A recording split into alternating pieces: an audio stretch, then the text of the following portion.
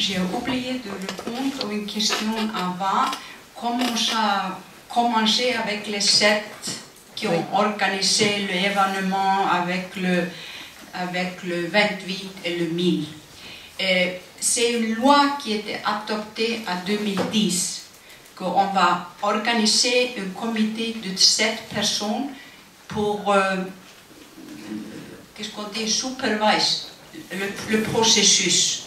Et c'est ce comité de 7 élus par Parlement qui ont organisé l'événement avec les 1000, aussi qu'on organisé l'élection de 25. Ça veut dire que le processus a commencé au Parlement. Et ça est maintenant au Parlement. Dans un comité qui discutait, on a même pensé qu'aujourd'hui, le 22 janvier, le comité constitutionnel au Parlement va être fini. Mais ça n'est pas arrivé aujourd'hui. Les banques. Il n'y a pas une relation avec les banques anglaises, c'est avec l'État anglais. Parce que Landsbanken a établi le compte par Internet chez nous. Les Anglais ont déposé leur argent chez Landsbanken, pas chez les banques anglaises. Et quand le Landsbanken est faillite, le gouvernement anglais, le gouvernement en Hollande ont remboursé. Et après, demander d'argent du gouvernement islandais. Et le gouvernement islandais a négocié avec Royaume-Uni et Hollande un accord avec le taux d'entrée, mais le président a dit qu'il ne va pas signer. C'est pourquoi nous avons eu un premier référendum. Après, ça a été possible de négocier avec le taux d'entrée plus bas. Encore une fois, le président a dit non, je ne vais pas signer ça. Le peuple a décidé. Ça veut dire que ce n'est pas entre les banques au Royaume-Uni. Ça a été, les Anglais ont déposé leur argent chez une banque islandaise par Internet avec le taux d'entrée 4 fois plus haut. C'est pourquoi nous attendons maintenant. Demain, après une semaine, il y a le résultat de ce tribunal. Si l'Islande a vraiment adopté l'acquis communautaire pour ce domaine. Vous avez posé une question sur hiérarchie. Dans un pays avec 325 000 habitants, nous sommes dans chaque recherche et analyse le plus égalitaire dans le monde. Ça a été comme ça. Et quand OCDE fait les analyses, on appelle ça PISA, c'est pour tester la connaissance des jeunes de 15 ans. Islande a le différent entre les écoles en Islande est le plus petit dans tous les pays membres de l'OCDE. Ça veut dire c'est l'égalité, mais je crois dans chaque pays il y a une certaine hiérarchie. Et Michel Sallet a parlé de ce droit-là. Les 25 sont vraiment dans différents domaines. Pas beaucoup de juristes, pas vraiment. Il y a plus d'hommes élus qui habitent à Reykjavik. Ça a été une critique des hommes aux campagnes. C'est les hommes à Reykjavik qui n'ont aucune compréhension pour nous dans la campagne. C'est toujours un conflit comme ça en Islande. Mais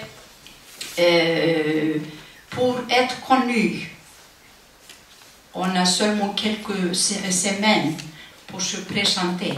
Ça est difficile. la télévision est énormément importante. Les 25, je crois, tout le monde sont une ou deux fois ou plusieurs fois aux télévisions. Si on est vraiment inconnu, ça va être très difficile. Vous êtes au chômage. Il y a plusieurs au chômage qui se sont présentés.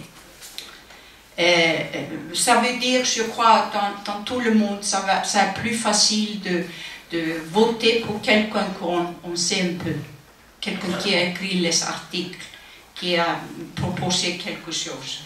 Commission de Venise, c'est la commission du Conseil de l'Europe, avec beaucoup d'expertise au domaine de constitution et système électoral.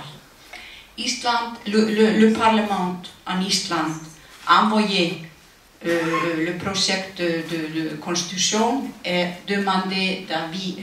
Qu'est-ce qu'il y a que les experts aux commissions de Venise sur ce texte. Et les experts sont venus en Islande la semaine dernière, mais je ne crois pas qu'on va être prêt avec un rapport au mois de mars. Qu'est-ce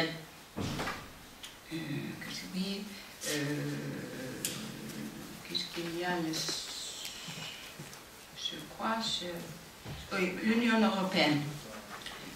Le gouvernement a décidé le 14 janvier de ralentir un peu le processus pour ne pas laisser ce sujet dominer la campagne. Ça veut dire peut-être beaucoup que c'est un thème qui intéresse tout le monde. Parce que le projet d'une constitution nouvelle n'intéresse pas tout le monde. Et nous n'avons pas vu beaucoup d'activités à l'extérieur du Parlement sur cette question. Il y a beaucoup d'idées, de commentaires qui sont envoyés par ligne au Parlement.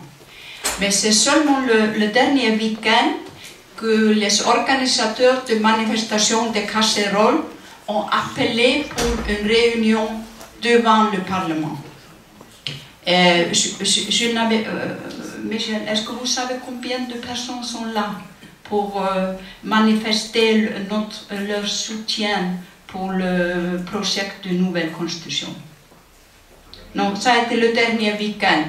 Et je crois que ça a été très important pour les députés de voir que le peuple, on a encore l'entrée. Juste peut-être deux précisions. La première, effectivement, j'ai oublié de dire quelque chose d'important dans ce processus. C'est que dans l'actuelle Constitution, le processus de révision suppose deux votes, c'est-à-dire un vote du Parlement, une dissolution du Parlement et un vote du nouveau Parlement, ou une dissolution ou une nouvelle élection. Donc l'inquiétude, elle n'est pas par rapport au Parlement actuel, elle est par rapport au Parlement qui risque d'être élu au mois d'avril de 2013 et qui, lui, risque de retoquer le projet. C'est ça qui est vraiment essentiel. Ceci étant, s'il le fait, ça ne sera quand même pas très facile parce qu'il sera en opposition à un référendum du mois d'octobre. Mais bon, on ne sait pas. Hein, on ne sait pas. La première chose. La deuxième chose, j'ai insisté effectivement sur un peu peut-être de manière un peu caricaturale, sur les trois personnes élues, les premières. Ce que je voulais montrer surtout là, c'est qu'il y a en Islande, en fait, il n'y a pas véritablement de classe. Il y a une extrême porosité finalement entre les différentes familles qui existent. C'est ça qui est intéressant. Et les gens en votant pour les trois que j'ai cités n'ont pas voté pour quelqu'un, pour l'élite. Ils ont voté pour des gens dont ils savent qu'ils apporteront quelque chose d'intéressant dans la réflexion sur la Constitution. Ce n'est pas la même chose. D'ailleurs, rien ne nous dit que c'est le peuple, entre guillemets, qui a manifesté lors de la révolution des casseroles. Il faut savoir quand même que, si j'ai encore une minute, la conséquence immédiate de la chute des banques, elle a été double. D'une part, il y a eu tout d'un coup une envolée du chômage, parce que tout s'est arrêté. Donc effectivement, il n'y a plus d'activité, donc il y a une envolée du chômage.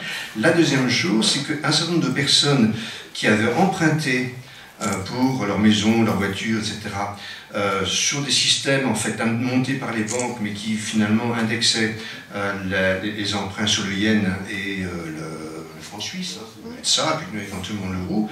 C'est ces gens-là qui se sont trouvés étranglés avec tout d'un coup la dévaluation de la monnaie, puisque ça a eu pour effet de multiplier par 2 le remboursement. Or ces gens-là, c'était des gens qui tout de même finançaient de cette manière-là une belle maison ou une belle voiture.